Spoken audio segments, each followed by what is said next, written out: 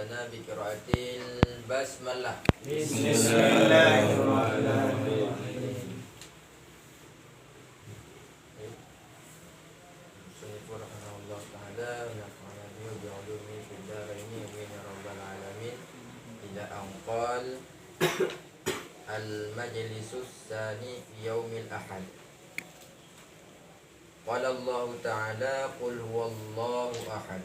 Ruwiya an Anas bin Malik radhiyallahu anhu qala su'ila Rasulullah sallallahu alaihi wasallam an yaumil ahad. Qala yaumu gharsin wa imarah. Qalu kaifa dhalika ya Rasulullah? Qala li'anna fihi ibtada Allah Ta'ala ad-dunya wa imarataha. Di sini berkenaan dengan hari Ahad. Hari Ahad kalau orang yang sekarang dikatakan dengan hari Minggu. Hari Minggu itu sebenarnya nama daripada minggu itu adalah hari Ahad. Mengenai hari Ahad ini disebutkan di dalam Al-Quran sendiri bahwa qul huwallahu ahad. Ini berkenaan dengan penamaan hari. Ada apa dengan hari Minggu itu, hari Ahad itu, sehingga disebutkan di dalam, disinggung namanya di dalam Al-Quran.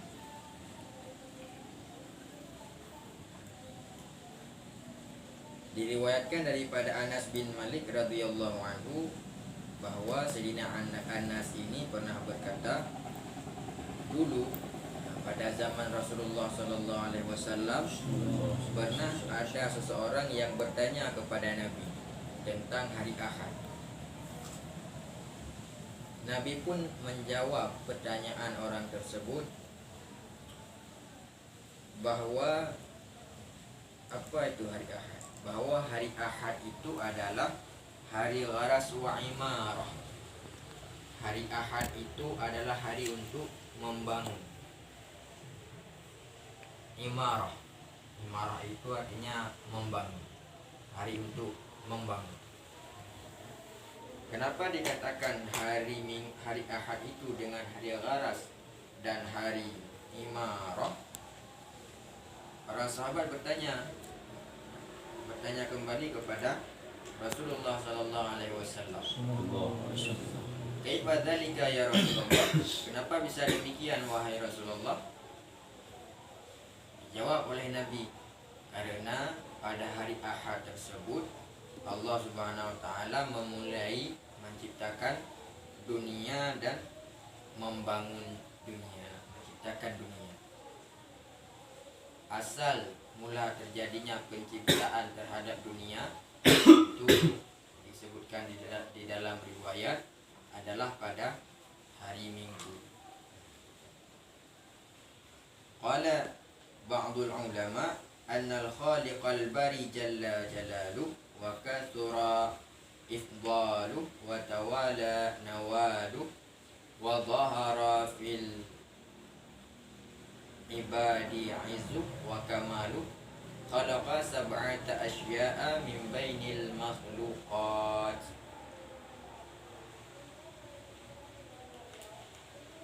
Ada sebagian ulama menyebutkan bahwa Allah Subhanahu wa taala merupakan zat yang maha agung, yang banyak karunia-karunianya kepada hamba, itu menciptakan 7 perkara di antara makhluk-makhluk.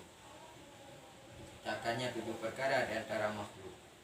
Fa isyaratu fihi kadzalika bi ummati Muhammadin sallallahu alaihi wasallam sab'ata anwa'in.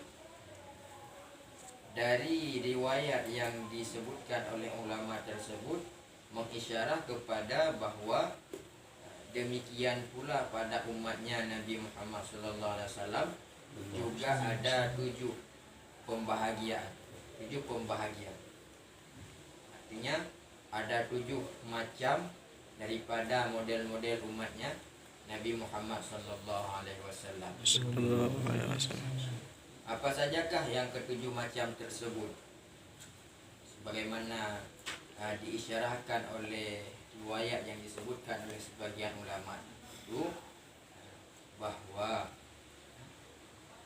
7 macam tersebut adalah as-siddiqun wal amilun wal budala wasyuhada wal hujjaj wal muti'un wal asun. Yang pertama as-siddiqun.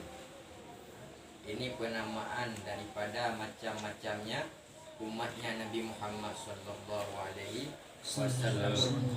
Yang kedua al-amilun. Yang ketiga al-budala. Budala itu artinya wali-wali abdal. Wali abdal. Sama daripada abdal, budala. Yang keempat asyuhada. Syuhada orang-orang yang mati syahid. Syuhada. Yang kelima al-hujjaj, yaitu orang ahli haji. Orang-orang yang pernah naik haji, itu al-hujjaj. Kemudian al-muti'un, orang-orang yang taat. Yang ke berapa? Yang ke-6 al-muti'un. Kemudian yang terakhir yang ke-7 wal-asun. Asun ini adalah orang yang ahli maksiat. 7 macam jenis pembagian daripada umatnya Nabi. Kemudian jelaskanlah di depannya, fa amma siddiqun fayamurruna ala sirati kal burakil khatib. Adapun orang-orang yang siddiqun ini, orang-orang yang benar, ataupun dikatakan juga dengan orang-orang yang jujur, yang mengatakan apa yang sebenarnya, maka mereka melalui di atas sirat seperti burak yang menyambar. Seperti burak yang menyambar. Begitu cepatnya mereka itu melalui di atas sirat pada hari kiamat. Wa amal amilun fayamuruna karrayqil asif. Adapun orang-orang yang beramal, amilun, mereka lalu melalui atas sirat seperti angin yang berhembus kencang. Ini yang diberikan, kelebihan yang diberikan kepada al-amilun, orang-orang yang beramal dengan ilmunya. Wa amal budala fayamuruna kasayri fi sa'atin yasira. Adapun budala, wali-wali abdal tadi, mereka melalui di atas siratal mustaqim seperti burung pada saat yang sebentar, cepat, secara cepatnya itu seperti burung dalam saat yang sebentar. Begitu mereka melalui di atas sirat. Wa amma syuhada fayamurruna kal farsil jawad.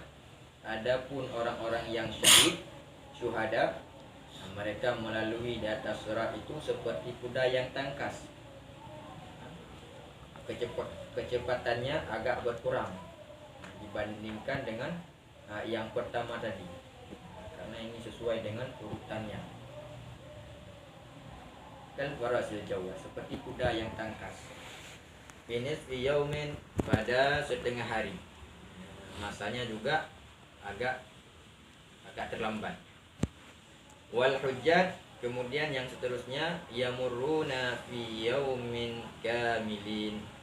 Adapun orang-orang yang ahli haji, ini mereka melalui di atas siratal mustaqim dalam seharian penuh, dalam jangka waktu seharian penuh. Mereka bergerak untuk melalui sirat itu dalam jangka waktu sehari semalam. Wal muti'un yamurruna fi syahrin. Dan orang-orang yang taat, ahli taat, mereka melalui di atas surat dalam masa sebulan. Ini agak lama lagi dibandingkan dengan sehari, panjang waktu sebulan. Mereka berjalan di atas surat. Itulah kira-kiranya digambarkan tentang orang-orang pada hari kiamat tersebut. Kemudian wa amal 'asuna kullama wada'u aqdamahum 'ala sirat wa awzaruhum 'ala dhuhurihim wa ya'thuruna fattaqsadu naru jahannam ihrafahum. Adapun yang terakhir orang-orang yang maksiat, ahli-ahli maksiat, itu mereka di saat hendak melewati siratal mustaqim, begitu mereka meletakkan kaki mereka di atas sirat dan dosa-dosa mereka berada di pundak-pundak mereka semua, faya'thuruna, maka tergulinglah mereka itu. Mereka terguling, tergelincir daripada titian sirat. Tergelincir kakinya daripada titian sirat. Maka api neraka jahanam pun pada masa itu hendak membakar diri mereka, hendak membakar orang-orang yang asul tadi. Namun bataru anwar iman fi qulubihi, api ini yang hendak membakar diri orang-orang yang ahli maksiat tadi, melihat bahawa dalam hati mereka ada cahaya iman. Ahli iman rupanya mereka, walaupun mereka orang yang maksiat, tapi mereka ahli iman. Di dalam hati mereka ada iman. Maka api ini pun berkata kepada ahli asi tadi, fataqulu juz ya mu'min fa inna nuraka qad atfa'a nari waluyati. Wahai orang beriman, lalulah daripada sirat ini dengan aman. Sesungguhnya cahaya engkau telah memadamkan apiku dan keutamaan-keutamaanku. Itu kata daripada api ini memberikan kelowongan, memberikan keamanan terhadap ahli maksiat yang hampir saja tergelincir kaki mereka ke dalam api. Namun dikarenakan ada cahaya iman yang ada dalam hati mereka, maka mereka pun diberikan keselamatan. Demikianlah kondisi umatnya Nabi Muhammad SAW dalam 7 golongan ini pada hari kiamat. Di saat mereka semua hendak melalui di atas siratal mustaqim itu, maka demikianlah keadaan masing-masing daripada kelompok, daripada 7 kelompok ini. Wallahu a'lam bishawab. Jadi soal yang anda Ustaz, apa bedanya orang yang beramal sama orang yang taat? Orang yang taat ini adalah orang yang patuh. Orang yang patuh terhadap semua aturan-aturan. Dia patuh kepada aturan agamanya, patuh kepada aturan tempat dia tinggal, patuh kepada aturan pemimpinnya. Ini orang yang taat. Patuh kepada Rasulullah, patuh kepada Allah Subhanahu wa taala. Ini orang taat. Adapun orang yang beramal itu orang yang mengerjakan sesuai dengan ilmunya. Dia tahu tentang sembahyang itu wajib, maka dia mengerjakan sembahyang sebagaimana yang dia ketahui. Dia mengetahui lagi bahwa puasa itu misalnya wajib, puasa Ramadan itu hukumnya wajib, maka dia mengerjakan sesuai dengan ilmunya, sah dan batalnya segala macam. Begitu pula dengan hal-hal yang sunat lain sebagainya. Hal-hal yang sunat juga dia kerjakan semua, walaupun tidak semua, ada dia mengerjakannya sesuai dengan apa yang dia ketahui. Maka itu disebut dengan al-amil, orang-orang yang beramal dengan ilmunya. Dia tidak mengerjakan sesuai dengan kehendak hatinya, sesuai dengan kemauan dirinya sendiri, tapi yang dia kerjakan sesuai dengan apa yang dia ketahui, sesuai dengan ilmu yang dia pelajari. Itu di sini adalah hal-hal yang berkenaan dengan ilmu-ilmu yang benar, ilmu-ilmu yang kebaikan.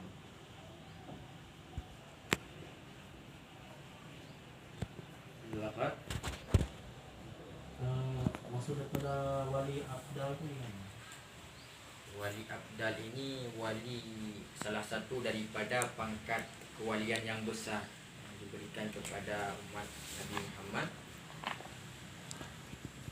dan di setiap ada orang yang meninggal dunia daripada salah satu orang wali abdal ini, ada yang digantikan oleh wali yang lain.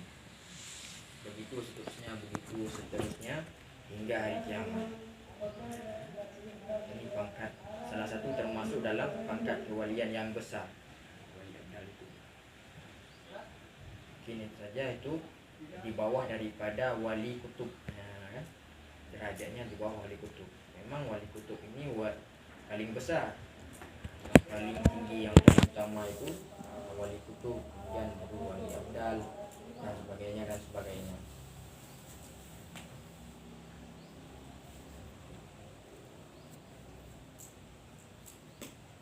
Lanjut.